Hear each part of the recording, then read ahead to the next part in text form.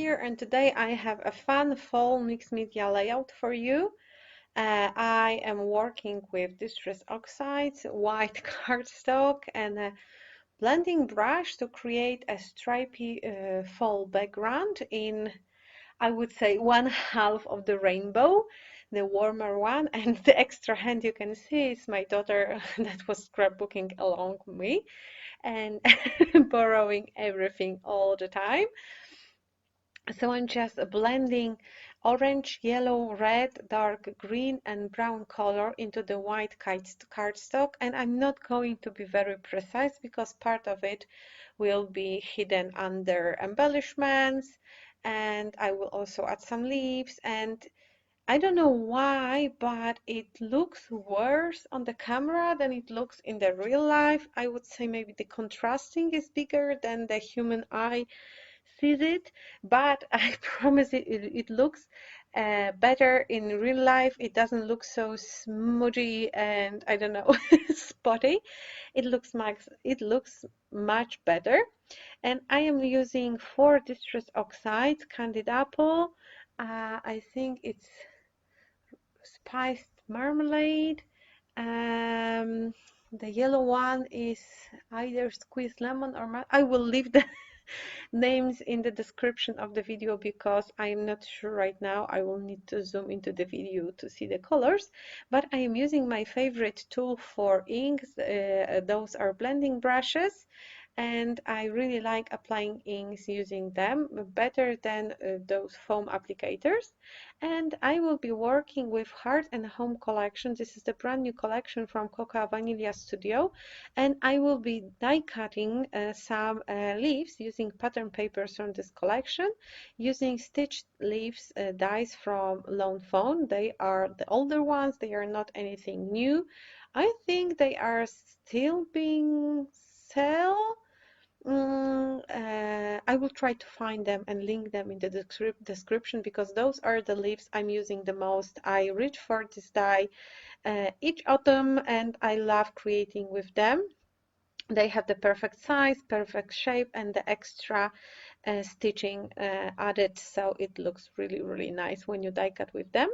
And I picked some patterns that correspond with the colors I used on my background. So I have brown, kind of greenish, kind of orangish, kind of pinkish for the red, yellow, and wood is for the brown. So I'm just die cutting one set of the leaves. I never cut it into the singular leaves, so this die is how it came into the box, and I prefer to use it this way because I usually die cut a lot of leaves at once, so I don't have to arrange them. But if you cut the metal bridges between the dies, you can connect them with pieces of mint tape or something like this to to keep them together and make your die cutting faster. So I'm just using exactly the same method for all the color. I'm die cutting one patch, one scrap of paper of each pattern, and it will be 10 different patterns. So I have my leaves here and I have my background. See, it doesn't look so bad right now. Maybe when it's dried, I don't know, but really for the naked eye, it looks much better. And I will be using this picture. It was like a magic in the forest with a halo around the sun and the rays going through the tree branches. It looks honestly like something from a fairy tale, and I snapped a picture, and now I am scrapbooking this moment. It was early fall last year, and we are slowly coming to this season right now in Poland. Poland is known for the golden autumn, and all the trees are turning colors to the orange, yellow, red, purple. So it's like a wonderful spectacle of nature. And I can't wait for this, but I could live without November. I hate November. It's the worst month of the year for me. So I could live for Octobers. I'm like Anne of Green Gables. I'm glad I live in the world where there are Octobers, but I'm not glad that I live in the world where there are Novembers, because December, however gloomy it is, it has this Christmas magic in it. Plus, I have birthday in December, so there's always something fun to do. And November is just a surviving mode type of a month. After I arrange the leaves color on color, I'm gluing them down only with a narrow strip of a glue in the middle, because I would like to add some texture to the leaves later, and I'm just adding a little bit of glue to hold them in place, and then I will run through each row with my sewing machine and white thread, and I will run like up and down, so 2 stitches in each row. First, it will secure the leaves and they will not fall down later, even though they only have like a small amount of glue added. And second, it will add another texture. So here it is, everything is stitched. It all made the stitching made leaves flat, but I will ruffle the edges later. And I'm ready to glue down my picture. I added a piece of cardboard under the under the picture for a little bit of dimension, and now I'm adding texture to each leaf, bending the edges, and this is the effect I was hoping for when I was thinking about this design. I love creating full layouts because I love this color combination, so I'm never ever going to stop using those colors. And I'm glad it's fall because I can do so over and over again, and I have a perfect excuse. Now I'm going with embellishments, and I'm also trying to add them color on color.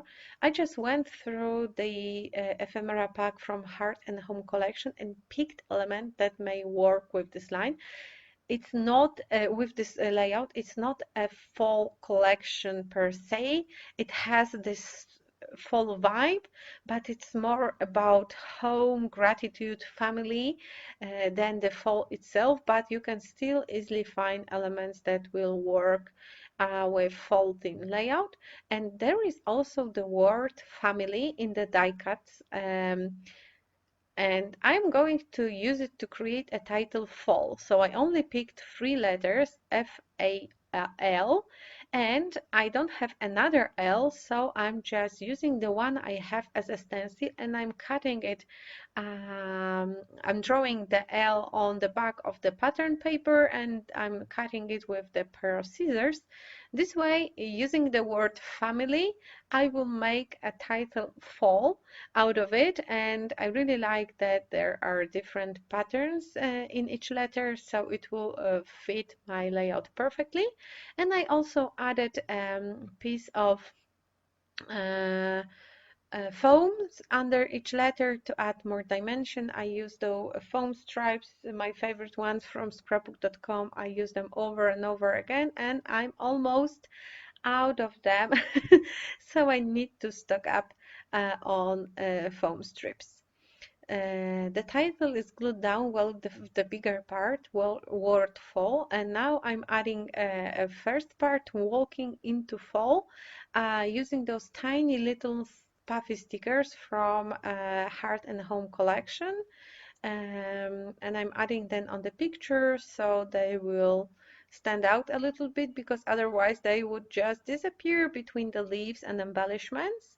So it will be walking into fall, as it was fall walk, and I'm finishing everything using those tiny little puffy stickers. Those are hearts and dots, and again I'm adding them color on color to highlight this beautiful fall color palette.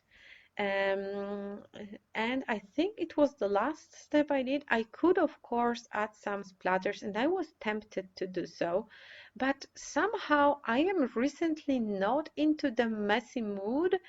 If I can, I prefer ink blending over the painting or splashing or adding mist. I don't know, it's just a phase of mine that I just don't want to clean my desk and all the mess that it's made during uncontrolled splashing. That's why I picked those puffy stickers instead, because they will add this punctual accent without all the mess.